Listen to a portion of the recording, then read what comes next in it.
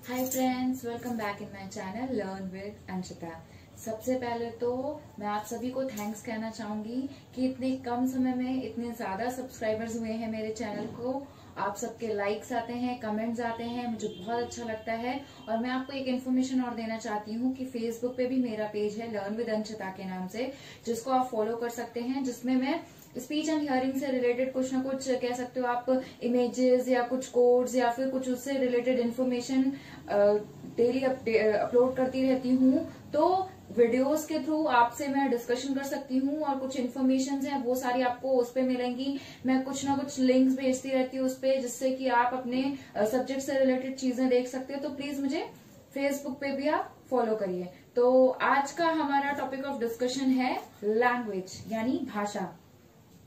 हम बहुत सारी भाषाएं इस्तेमाल करते हैं बातचीत करने के लिए, अपनी फीलिंग्स को, अपनी इच्छाओं को एक्सप्रेस करने के लिए, या आप कह सकते हो इन शॉर्ट संप्रेषण करने के लिए भाषा की अत्यंत आवश्यकता होती है।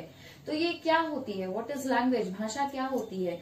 तो सभी कह सकते हो आप, भाषा वैज्ञानिकों ने, भाषाविदों ने, सबने अलग अलग रूप से भाषा को परिभाषित किया हुआ है, जो कि आपको बहुत इजीली गूगल पे या बुक्स में मिल सकता है। तो मैं जो आपको बताना चाहती हूँ वो बहुत ही प्रैक्टिकल बेस्ड है कि एक्चुअली व्हाट इज लैंग्वेज।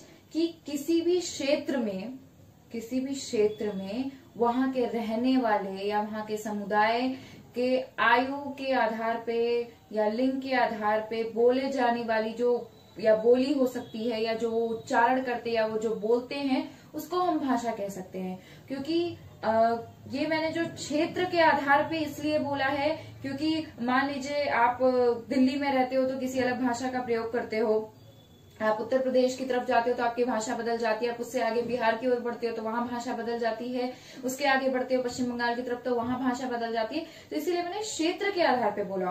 और अभी मैंने जिनके नाम लिए वो सारे प्रदेश है। कई बार होता है प्रदेश के भी अंदर बहुत सारी अलग अलग भाषाएं हैं। बेसिकली मैं उत्तर प्रदेश से हूँ, तो उत्तर प्रदेश के अंदर भी बहुत सारी भाषाएं हैं, जबकि वो पूरा एक ही प्रदेश है, लेकिन वहां भी अलग अलग क्षेत्र पे अलग अलग भाषाएं हैं। उसी प्रकार से बिहार में भी अलग अलग स्थानों पे अलग अलग प्रकार की भाषाएं बोली जाती थी। इसलिए मैंने कहा किसी भी क्षेत्र में आयु लिंग के आधार पर बोले जाने वाली, आयु इसलिए मैंने बोला कि हम छोटों से अलग प्रकार से प्रयोग करते हैं, उससे बड़ों से अलग प्रकार से, अपने साथ वालों से अलग प्रकार के, हमसे जो आयु में बहुत बड़े उनसे अलग प्रकार से। और लिंग इसलिए क्योंकि आपको भी पता है स्त्रीलिंग और पुल्लिंग के साथ अलग प्रकार से क्या कह सकते हो आप, प्रयोग किया जाता है भाषा का, जैसे कि कर रही है, कर रहा है। तो इसलिए मैंने तीनों का वर्णन किया, क्षेत्र, आयु एवं लिंग के आधार पर जो बोला जाता है, जो उच्चारण किया जाता है, या वहां के लोग जो प्रयोग करते हैं, उसे हम भाषा कहते हैं। आदिवासियों की भी एक अलग अपनी भाषा होती है। तो उसी प्रकार से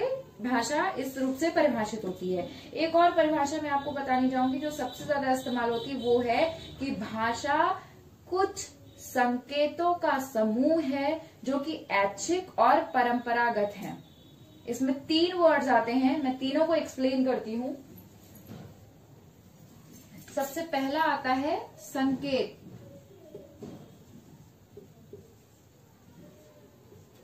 यानी सिंबल। किसी भी वस्तु के लिए कोई ना कोई, अभी हम थोड़ी देर के लिए भूल जाते हैं कि हमारे आसपास जितनी भी चीजें उनको कोई ना कोई नाम दिया गया है। हम एक ऐसा बन जाते हैं जैसे हमें वो भाषा पता ही नहीं है। तो कि जितने भी आपके आसपास की वस्तुएं हैं, आपके आसपास जीवित जीव, सजीव, निर्जीव, जितनी भी वस्तुएं, सबको कोई ना कोई नाम दिया गया है। तो उन वस्तुओं के लिए कोई ना कोई संकेत निर्धारित किए गए हैं। उदाहरण के तौर पे मैं आपको बताती हूँ।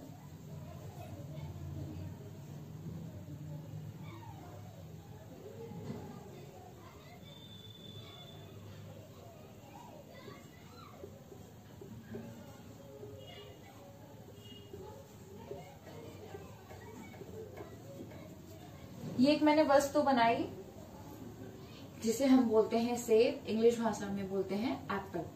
ठीक है, तो इस वस्तु के लिए ये संकेत निर्धारित किया गया है। दूसरा पॉइंट आता है ऐच्छिक या आर्बिट्रेरी।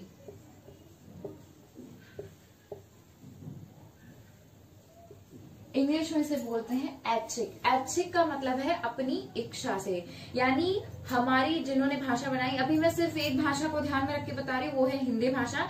जिन्होंने हमारी हिंदी भाषा बनाई, उनमें जो हमारे पूर्वज रहे, हमारे भाषाविद रहे, उन्होंने हर वस्तु को कोई ना कोई संकेत दिया है, और वो संकेत उन्होंने कैसे दिया? अपनी इच्छा से।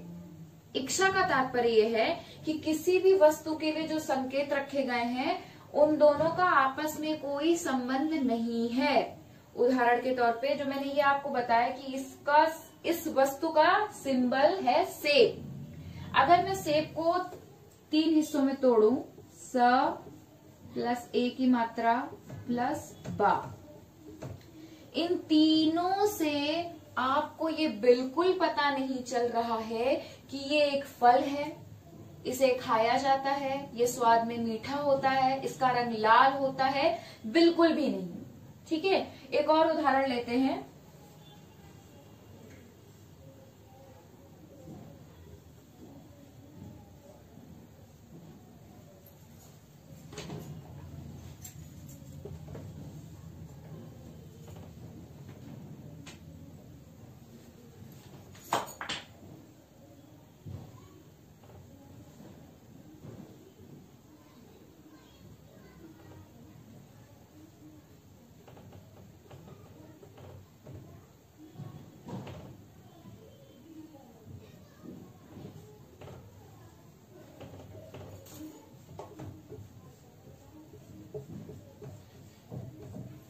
मैंने किताब बनाई है और मैंने उसके लिए तीनों शब्दों को डिवाइड किया, की प्लस ता प्लस बा।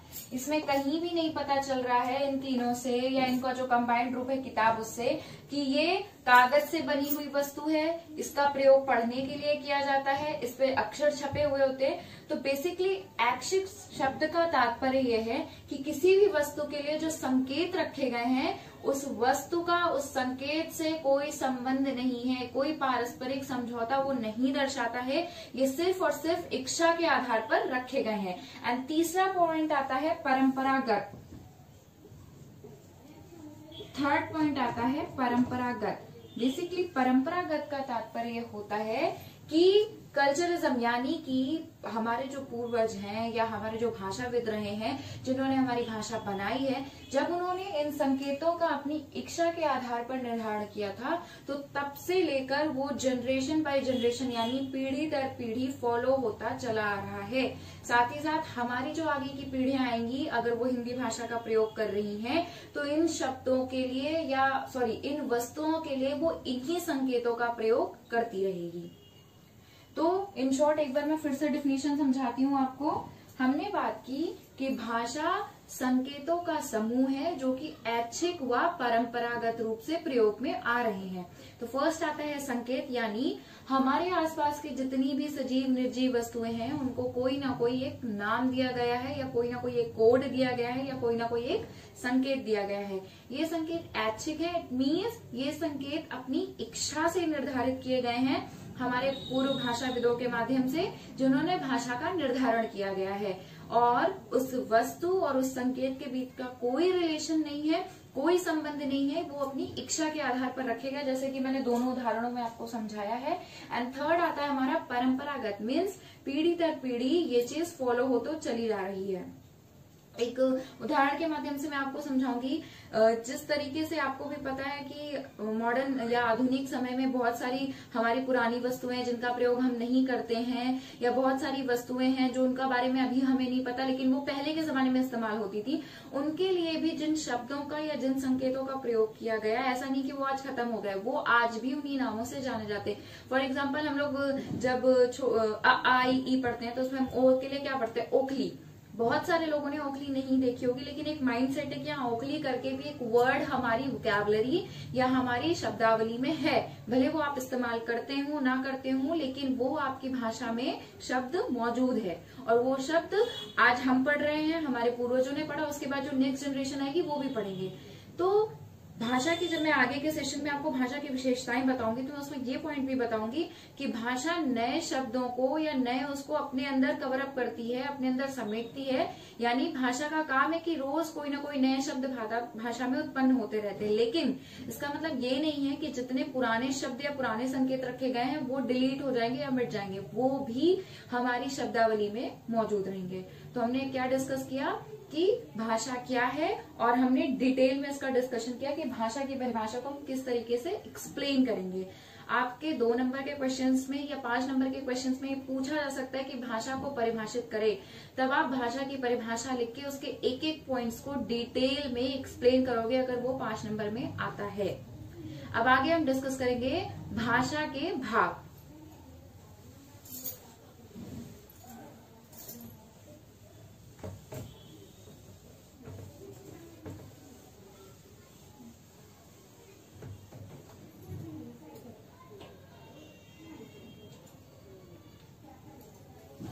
तो भाषा के भाग को बेसिकली हम 3 रूल्स में बांटते हैं।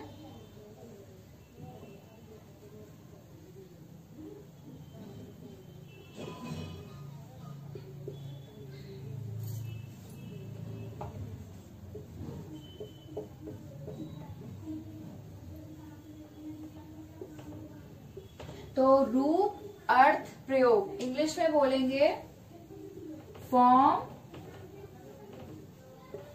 Content and third one use.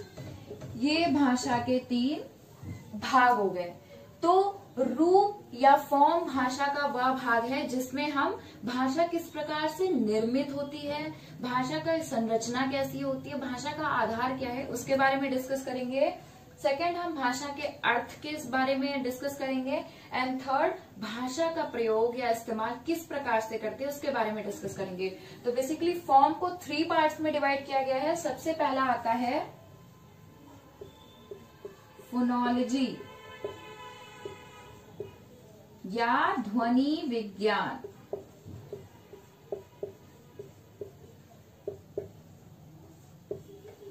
नाम से ही पता चल रहा है कि ध्वनियों से संबंधित है।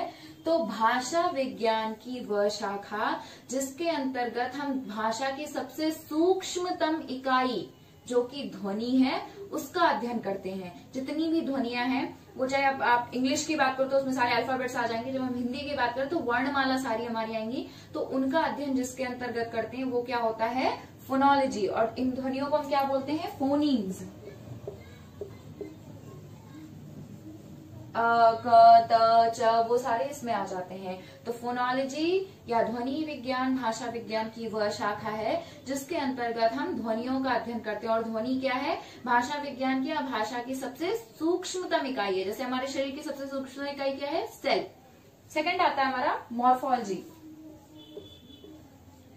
मॉर्फोलॉजी हिंदी में से कहते हैं शब्द विज्ञान। तो बेसिकली आपको इससे समझ में आ रहा है कि कहीं ना कहीं इसमें शब्दों का अध्ययन करते होंगे, लेकिन शब्द क्या होते पहले ये जानना जरूरी है। 2 या 2 से अधिक ध्वनियों का वह समूह जिसका कोई अर्थ निकलता हो। ये हमेशा याद रखिएगा, अर्थ पर आपको विशेष ध्यान देना है, क्योंकि जब तक समूह का कोई अर्थ नहीं निकलेगा वह अर्थपूर्ण नहीं होगा, हम उसे शब्द नहीं कह सकते। उदाहरण के तौर पे थ प्लस ला इज इक्वल टू हल, ल प्लस ह इज इक्वल टू ल। हमारी हिंदी भाषा में आप देख सकते हो मैंने 2 ध्वनियां ली है, ल और ह, और इनका क्रम बदल दिया है। इनको जोड़ के मैंने 2 शब्द बनाए, लेकिन आपको पता है सही शब्द यही है। ये कोई शब्द नहीं है क्योंकि इसका कोई अर्थ, लह का कोई अर्थ नहीं निकल रहा है। तो शब्द क्या हुआ, हल। उसी तरीके से 3 का लेते हैं, क प्लस ल प्लस म, क्या बनता है, कलम। नेक्स्ट आता है क प्लस म प्लस ला, क्या बनता है, कमल। नेक्स्ट आता है ल प्लस म प्लस क, लमक। अब आप देखो मैंने क्रम बदला, इन दोनों का तो अर्थ निकलता है। कलम हो गई पेन, कमल हो गया एक पुष्प, लेकिन लमक कोई वर्ड नहीं है। तो ये दोनों क्या हो गए, भाषा विज्ञान के आधार पे शब्द हो गए। तो सबसे पहले आप जब मॉर्फोलॉजी के बारे में लिखोगे, शब्द विज्ञान के बारे में, तो लिखोगे दो या दो से अधिक ध्वनियों का वह समूह जिसका कोई अर्थ निकलता है, उसे क्या कहते हैं, शब्द या मॉर्फीम। उसे क्या कहते हैं, शब्द या मॉर्फीम। और इन मॉर्फीम्स या शब्दों का अध्ययन शब्दों का अध्ययन भाषा विज्ञान की जिस शाखा के अंतर्गत करते हैं उसे क्या कहते हैं, शब्द विज्ञान या मॉर्फोलॉजी। अब एक और चीज पढ़ेंगे कि ये मॉर्फीम्स कितने प्रकार के होते हैं।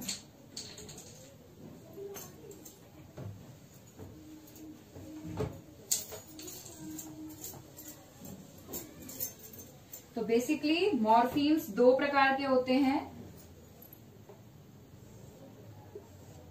सबसे पहला हो गया स्वतंत्र, दूसरा हो गया परतंत्र या फिर फ्री, और दूसरा बॉन्ड।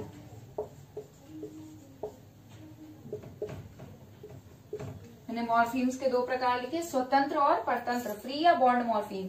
स्वतंत्र आपको भी पता है, जो स्वेच्छा से, जो स्वतंत्र रूप से, आजाद रूप से इस्तेमाल हो सकता है, वो फ्री मॉर्फीम होते हैं। और जिन मॉर्फीम्स को इस्तेमाल होने के लिए या प्रयोग होने के लिए स्वतंत्र मॉर्फीम का सहारा लेना पड़ता है, उन्हें परतंत्र या बॉन्ड मॉर्फीम कहते हैं। हिंदी भाषा के आधार पे अगर देखें, जैसे मैं एक वर्ड बोलती हूँ मान,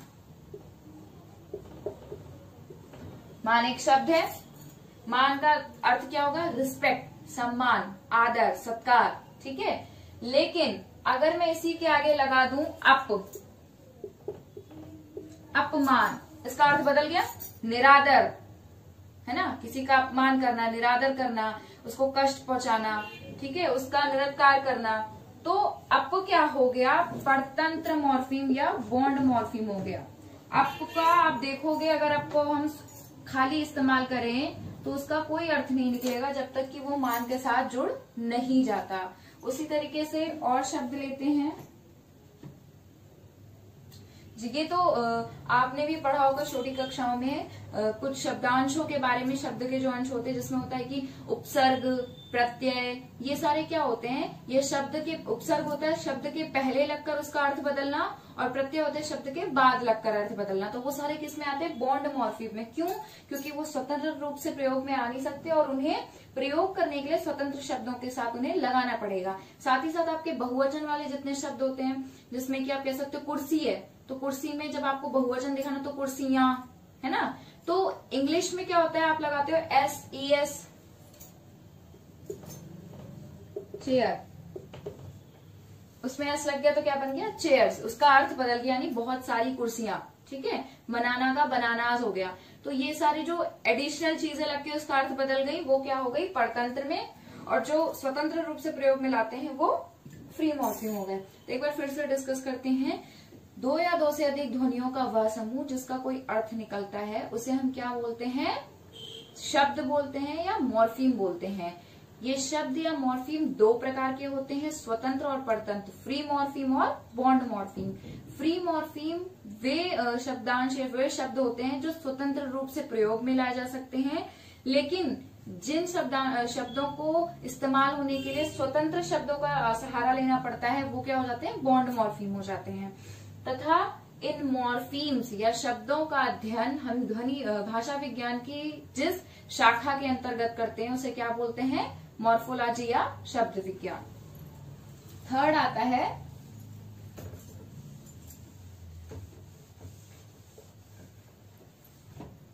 फर्स्ट हमने पढ़ लिया फोनोलॉजी, दूसरा पढ़ लिया मॉर्फोलॉजी, थर्ड हो गया सिंटैक्स।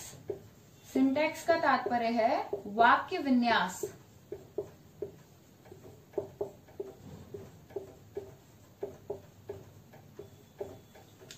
बेसिकली सिंटैक्स का तात्पर्य है आपके व्याकरणीय नियमों से है, अर्थात आपने अब तक भाषा विज्ञान के दो आधार पढ़ लिए, ध्वनि और शब्द, लेकिन इन शब्दों को किस क्रम में रखना है, किस तरह से रखना है, अपनी भाषा अपने विचारों को व्यक्त करने के लिए किस प्रकार से उसका क्रम निश्चित करना, ये हमें कौन बताएगा, सिंटैक्स बताएगा। तो भाषा विज्ञान की वह शाखा जो वाक्य बनाने के नियमों या शब्दों को रखने का क्रम या व्याकरणीय नियमों से संबंधित होती है, इसे क्या कहते हैं, सिंटैक्स कहते हैं। उदाहरण के तौर पर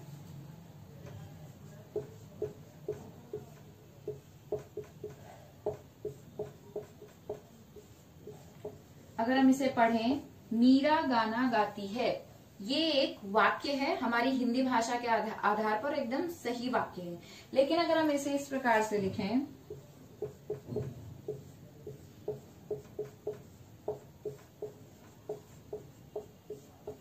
तो क्या ये सही है, गाती गाना मीरा है या गाना गाती है मीरा। हमने उतने ही शब्दों का प्रयोग किया लेकिन क्रम बदल दिया, लेकिन सही वाक्य कौन सा है, ये, क्योंकि इसमें हमने अपने व्याकरण के नियमों का पालन किया है। उसी तरीके से छोटे छोटे और भी नियम आते हैं, जैसे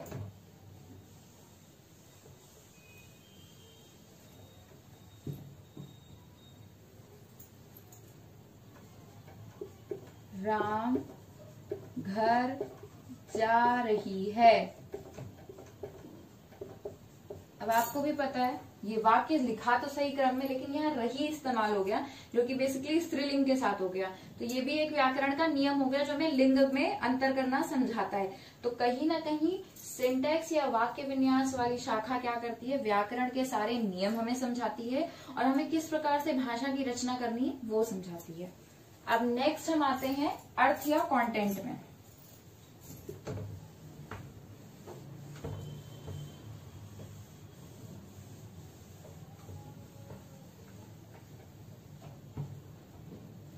तो कंटेंट में आता है सिर्फ एक सिमेंटिक्स।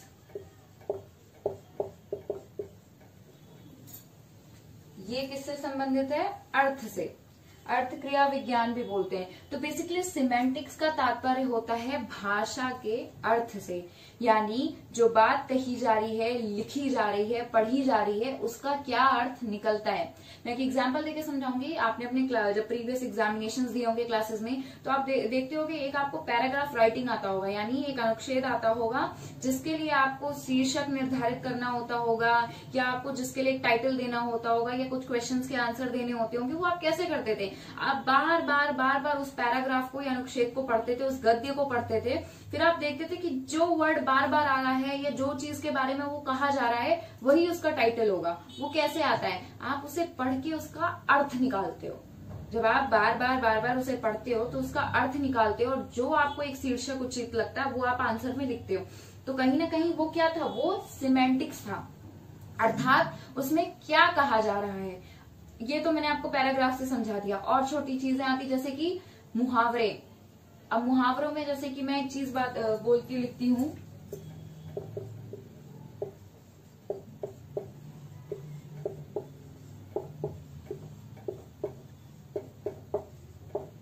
ये हमारे यहाँ प्रयोग किए जाने वाला एक मुहावरा है हिंदी भाषा में, अंधे की लाठी होना। अब आपको इसका तात्पर्य पता है, इसका मतलब ये है कि एक सपोर्ट होना, या एक कोई जिसको जो कह सकते जिसपे असहाय है उसकी सहायता करना, उसको सपोर्ट करना। ठीक है, अब यहाँ पे अगर कोई पढ़े जो इसका अर्थ नहीं समझता, वो तो यही कहेगा कि कोई ब्लाइंड है और उसको डंडा दे दिया गया, कोई अंधा इंसान है और उसको डंडा पकड़ा देना। उसका मेन जो भावार्थ कहने का है वो नहीं समझ में आएगा। जैसे एक और हम अपनी जब कहानियां पढ़ते हैं तो उसमें लास्ट में आता है ना,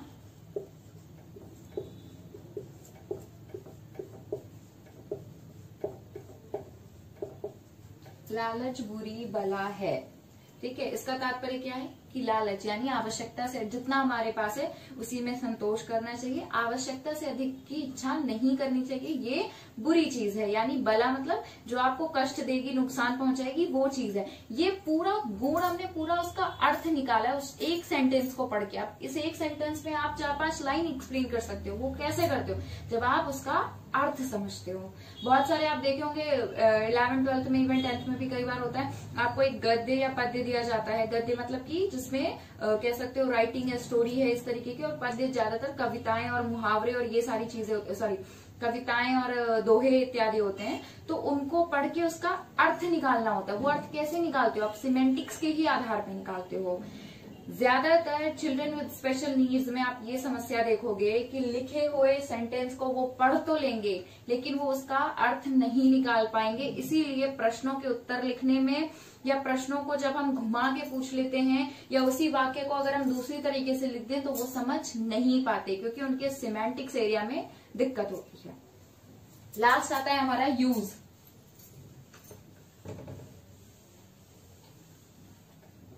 अच्छा, सिमेंटिक्स में मैं एक और बात बताना चाहूंगी। आपने पढ़ा होगा कि हम पढ़ते थे ना विलोम शब्द, समानार्थी शब्द, तो वो किस प्रकार से होते हैं? जैसे कि मैंने लिख दिया नीर, जल, पानी, नीर, आग, पानी। अब इस लाइन में तीनों शब्द का अर्थ एक ही निकलता है, पानी। ठीक है, इसमें ये शब्द अलग है। ये आप कैसे बताओगे जब तक आप उसका अर्थ नहीं समझोगे?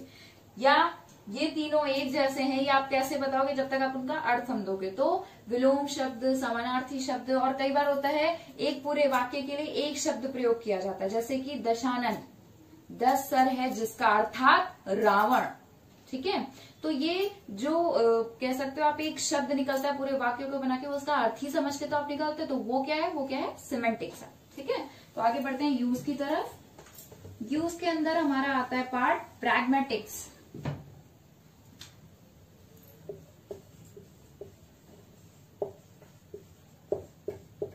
तो बेसिकली प्रैग्मेटिक्स भाषा विज्ञान की वह शाखा है जो कि हमें यह बताती है कि भाषा का किसी भी संदर्भ में या किसी भी व्यक्ति के आधार पे या किसी से किस प्रकार से प्रयोग करना है, किस प्रकार से उसका इस्तेमाल करना है।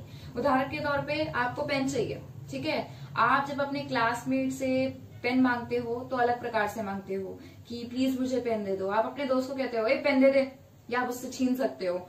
आप जब अपने छोटे भाई बहन से बोलोगे तो भी बोलोगे मुझे पेन लाकर दे दो। आप अपने बड़े भाई बहन से या माता पिता से बोलोगे तो कृपया मुझे पेन लाकर दे दीजिए। तो या आप सड़क पे चलते हो किसी अनजान से मांगोगे तो भी बहुत ही रिस्पेक्ट के साथ मांगोगे कि प्लीज मुझे पेन दे दीजिए। तो ये क्या हुआ, आप मांग तो सिर्फ पेन रहे हो लेकिन उसका प्रयोग अलग अलग संदर्भ में किस प्रकार से अलग अलग कर रहे हो वो कौन बताता है? प्रैग्मेटिक्स बताता है। तो प्रैग्मेटिक्स क्या है? भाषा विज्ञान की वह शाखा जो हमें यह बताती है कि भाषा का प्रयोग किस अलग अलग संदर्भ में किस प्रकार से करना है। तो हमने क्या क्या डिस्कस कर लिया कि भाषा क्या है, किस प्रकार से उसे परिभाषित किया गया, हमने उस परिभाषा का डिटेल डिस्कशन किया।